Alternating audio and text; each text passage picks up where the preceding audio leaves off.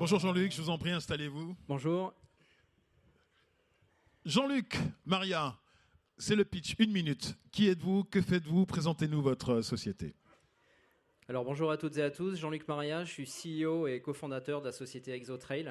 Donc je vais d'abord prendre 3 secondes pour définir Exotrail, puis après on va prendre la minute. 3 secondes, Exotrail, c'est le futur FedEx de l'espace. Donc je pense qu'avec ça, vous avez compris ce qu'on fait.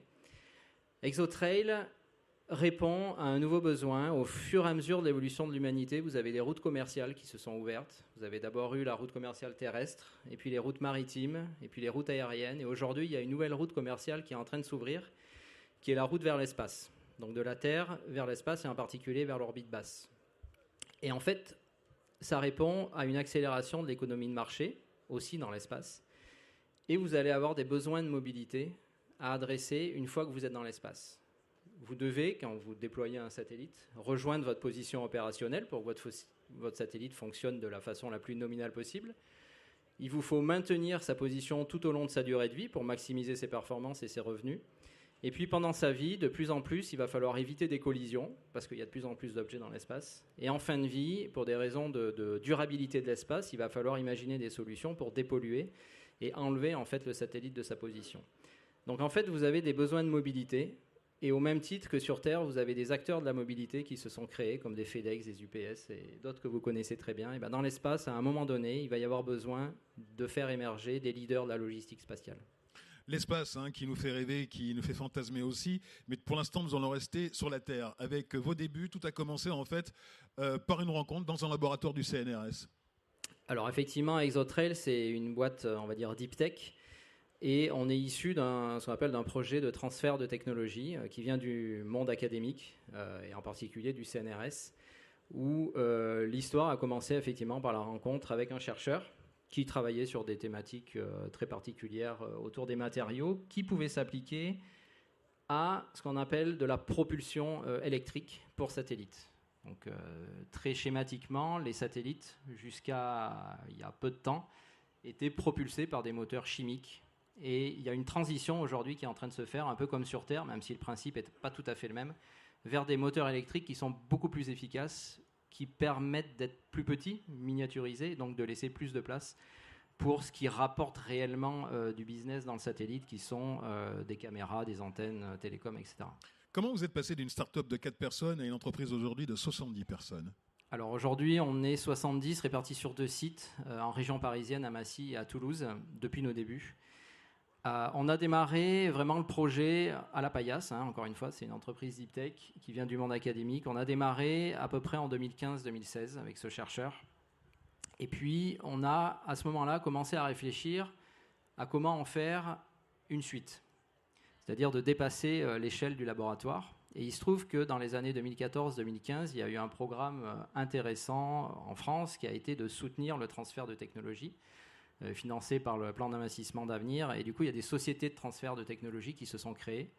Et on est en fait allé taper à la porte d'une société de ce type-là pour financer une étape qui est cruciale en France aujourd'hui, qui est justement de faire passer une innovation de la paillasse à un état qui peut commencer à intéresser un industriel, soit existant, soit à créer. Et dans notre cas, ça a été un industriel à créer. Et donc c'est comme ça qu'on a créé Exotrail officiellement en 2017. En quoi le spatial, qui est votre terrain de jeu, est-il un enjeu stratégique pour l'économie française? Alors, le spatial, c'est un des 10 axes majeurs qui a été identifié par la France d'un point de vue industriel, et en particulier dans le cadre du plan France 2030. Ce plan France 2030, il y a 3 grands axes. Il y a mieux produire, mieux vivre et mieux comprendre le monde. Et le spatial, c'est le 9e axe qui est dans mieux comprendre le monde. Alors, le spatial, effectivement, c'est ce qui permet, par rapport à la Terre, de prendre de la hauteur et donc d'observer la Terre dans sa globalité. Donc, ça permet de mieux comprendre tout un tas de phénomènes, en particulier climatiques, mais pas uniquement. Ça permet d'observer à peu près partout dans le monde, à peu près n'importe quand. C'est aussi un endroit, l'espace, où vous allez pouvoir couvrir des zones très grandes. Et en particulier, ça répond à des besoins télécoms, c'est-à-dire de la connectivité partout, tout le temps, avec le meilleur débit, avec la meilleure latence. Et ça, on peut y répondre à partir d'une infrastructure spatiale. Et enfin, il y a un troisième volet de l'intérêt stratégique économique du spatial, c'est que le spatial devient aussi, l'espace devient aussi un nouveau terrain d'affrontement, malheureusement. Et il y a donc une préoccupation géopolitique, stratégique, de maîtriser en fait son outil spatial pour un État comme la France, qui a un historique spatial très fort. Et donc c'est ces trois composantes-là, d'observation de la Terre, de connectivité et de géopolitique stratégique, qui fait que le spatial est un des axes majeurs aujourd'hui industriels de la France. Dans l'observation de la Terre, il y a le recensement des piscines, ça fait partie aussi des axes. On peut voir les piscines et ceux qui s'y baignent depuis l'espace, oui. Vous avez parlé des enjeux effectivement géopolitiques, il y a des enjeux d'exploration spatiale. Alors la fusée n'a pas décollé hier aux États-Unis, elle partira peut-être vendredi, c'est ça, mais on est au cœur des enjeux. Hein. Alors, on est au cœur des enjeux. Ce qui est en train de se passer dans le spatial aujourd'hui, il faut bien que vous compreniez ça, c'est qu'il y a une effervescence qui n'avait pas eu lieu depuis globalement la conquête de la Lune et le début de la guerre froide dans les années 70. Ça s'explique par globalement deux phénomènes, par une ouverture véritable du spatial à une vraie économie de marché. Et c'est passé par deux points qui ont été la miniaturisation des satellites, qui ont été enclenchés depuis une quinzaine d'années. C'est-à-dire qu'on ne développe plus des très gros satellites qui coûtent des milliards d'euros. Alors on continue un peu à en faire, mais on imagine aujourd'hui des systèmes distribués, beaucoup plus bas en altitude, avec des satellites plus petits, qui sont plus faciles à développer, qui coûtent moins cher et qui prennent moins de temps à développer, et donc ils sont un peu plus à la page en termes de technologie. Donc ça, c'est vraiment ce qui caractérise cette ouverture à l'économie de marché, miniaturisation des satellites. Et il y a un deuxième facteur qui a été la baisse des coûts de lancement. Aujourd'hui, ça coûte un ordre de grandeur moins cher d'envoyer quelque chose dans l'espace qu'il y a 10 ans. Et ça, il y a un acteur qui est responsable de ça, qui s'appelle SpaceX aux États-Unis. Et ce qui fait que la valeur en termes de business aujourd'hui du spatial est en train de se déplacer, non plus au moment du tir pour rejoindre l'espace, mais une fois que vous êtes dans l'espace. Et là, on reboucle avec le positionnement d'Exotrail. C'est une fois que vous êtes dans l'espace, c'est pas tout à fait fini. Vous avez des besoins de mobilité, et donc vous avez besoin d'acteurs de la mobilité. Et vous en êtes un, et vous vous définissez comme une sorte de logisticien de l'espace. Vous êtes quelque part un aiguilleur de l'espace avec Exotrail. Est-ce que vous pouvez nous en dire un peu plus, nous expliquer exactement quel est le cœur de votre activité avec toutes ces petites boîtes qui sont au-dessus de nos têtes? Alors effectivement, une fois qu'on a dit qu'on était logisticien de l'espace, ça ne fait pas tout. Première chose à comprendre, c'est exactement comme sur Terre, un logisticien, il ne répond pas aux besoins logistiques avec une seule solution.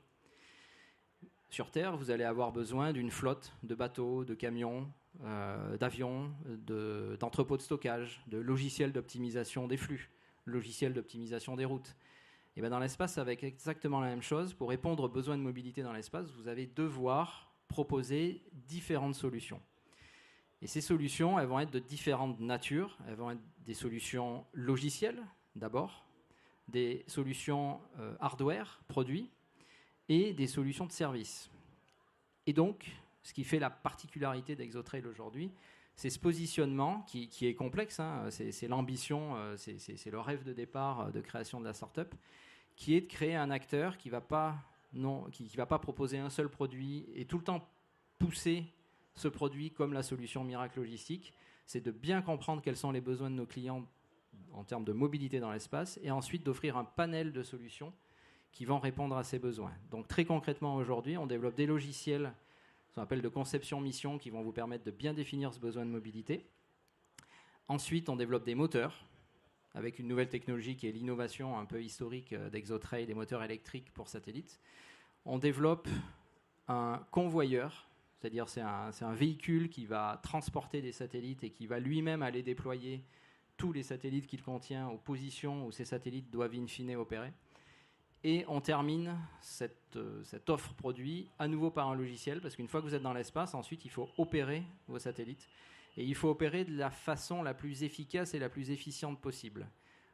Historiquement, quand vous développez 1, 2, 3 satellites, ces satellites coûtaient très cher, donc au sol, vous pouviez vous permettre d'avoir 1, 2, 3, 10 opérateurs. C'était négligeable dans le coût total d'opération et le coût total de votre infrastructure. Aujourd'hui, avec les systèmes distribués, ce qu'on appelle les constellations, vous pouvez avoir des dizaines, des centaines, des milliers de satellites. Vous ne pouvez pas multiplier le nombre d'opérateurs au sol, et donc il y a un enjeu d'automatisation de l'opération et du mouvement des satellites dans l'espace. Les enjeux des satellites autour de la Terre, mais avec Artemis qui va décoller, ce seront aussi des enjeux autour de la Lune bientôt. Quels sont ces enjeux autour de la Lune? Alors, le spatial aujourd'hui est en pleine mutation. D'abord autour de la Terre. Il y a déjà cette nouvelle route commerciale qu'il faut consolider. L'espace reste un domaine compliqué en termes d'environnement. Donc ça prend du temps d'aller investir déjà ce premier terrain de jeu, entre guillemets. Néanmoins, et comme tu le mentionnes, la Lune est potentiellement la prochaine étape. Alors, elle est potentiellement la prochaine étape pour plusieurs raisons. Il y a une pure raison de ressources. Certains pensent qu'on peut résoudre des problèmes terrestres en allant récupérer des ressources sur le sol lunaire. C'est une première hypothèse. Et il y a une deuxième hypothèse un peu plus forte qui est qu'en termes d'exploration, la Lune est une première base vers un peu plus loin. Le un peu plus loin étant Mars en particulier. Et donc apprendre à recoloniser la Lune, parce qu'on l'a fait il y a 40 ans, mais on n'est pas capable aujourd'hui de le refaire. Et du coup, le programme Artemis vise de réacquérir ces compétences-là. Mais l'idée, quand même, in fine, c'est d'avoir une base avancée pour aller ensuite un peu plus loin. Chez ExoTrail, vous réfléchissez à la Lune? À faire tourner des satellites autour de la Lune? Alors, on a déjà un client. On fournit déjà un client américain. Ça, c'est une des particularités où on a décroché un contrat l'année dernière où on fournit des propulseurs. Donc, on répond aux besoins de ce client avec, dans ce cas-là, ce produit qui sont les moteurs, et qui est un précurseur justement d'une constellation de télécoms autour de la Lune. Aujourd'hui, vous avez du GPS autour de la Terre, vous avez des constellations de télécoms où demain, vous allez pouvoir téléphoner via des satellites en orbite basse. Il n'y a aucune raison qu'on ne réplique pas ce type d'infrastructure autour de la Lune si le business lunaire se confirme petit à petit. Et donc, on embarque, et le tir est prévu en principe en fin d'année, sur un satellite qui doit aller s'orbiter autour de la Lune. C'est drôle d'entendre parler de business lunaire. Oui. Ouais, mais là, c'est au sens premier, Oui. voilà, du terme. On va terminer donc avec les questions rituelles. Votre plus grande émotion chez ExoTrail? Alors l'émotion, quand on fonde une start-up, elle est quotidienne. C'est ce qu'on appelle un peu l'ascenseur émotionnel. C'est même plusieurs fois par jour, souvent. Donc l'émotion, elle est permanente depuis le début. Elle est d'autant plus vive qu'on a créé ExoTrail un petit peu en avance de toute cette transformation, quand on a commencé vraiment à réfléchir au projet, donc dans les années 2015. On sentait qu'il y allait avoir une transformation, et ça venait beaucoup des États-Unis, où le modèle économique du spatial a évolué. C'est-à-dire qu'aux côtés des agences spatiales et des acteurs établis industriels, les États-Unis avaient compris que pour booster l'innovation, il fallait aussi soutenir un troisième acteur qui était des acteurs entrepreneuriaux. Et donc, c'est ce qu'on a essayé d'anticiper en France, à un moment où le spatial en France, en étant entrepreneur, c'était jamais arrivé, en tout cas en mode start-up. Et donc, il y a une fierté très forte d'avoir réussi à arriver à ce moment-là et de voir aujourd'hui l'écosystème de soutien en particulier qui est en train d'évoluer. Votre plus grande joie? La plus grande joie, on reste une entreprise deep tech. La plus grande joie, ça a été la première fois qu'on a envoyé un de nos produits dans l'espace et qu'on l'a opéré avec nos solutions logicielles. Et c'était en 2020. La difficulté que vous avez réussi à surmonter, le défi qui s'est présenté à vous? Alors le défi, c'est un peu ce que j'ai dit tout à l'heure. On est une entreprise très particulière dans notre écosystème du spatial parce qu'on se positionne comme un acteur de la logistique. Et donc ce qu'on vise, in fine, c'est de créer une nouvelle chaîne de valeur de la logistique spatiale qui n'existe pas aujourd'hui et qui va se superposer à la chaîne de valeur classique du spatial. Et donc notre plus gros défi, c'est d'arriver à convaincre justement le marché de passer progressivement vers ce mode de service, c'est-à-dire qu'aux opérateurs spatiaux, de plus tout internaliser, mais de faire appel à des intermédiaires de la mobilité. Et c'est ça notre plus grand défi depuis notre premier jour. Comment voyez-vous ExoTrail dans 10 ans? Business de la Lune, business de Mars, c'est quoi? C'est déjà d'avoir confirmé d'être le FedEx de l'espace. Ouais. C'est le premier élément, d'avoir validé ce business model global. Et donc c'est d'avoir réussi à convaincre de façon mondiale. Le business spatial est un business nécessairement mondial dès le départ. Nos premiers clients n'ont pas été français, ils ont été internationaux. Et donc, c'est de réussir aussi, à l'échelle de 10 ans, cette internationalisation qui nous attend et comme beaucoup d'autres patrons ont témoigné. Merci Jean-Luc Maria, merci à à vous. tous. Merci. Et je demandais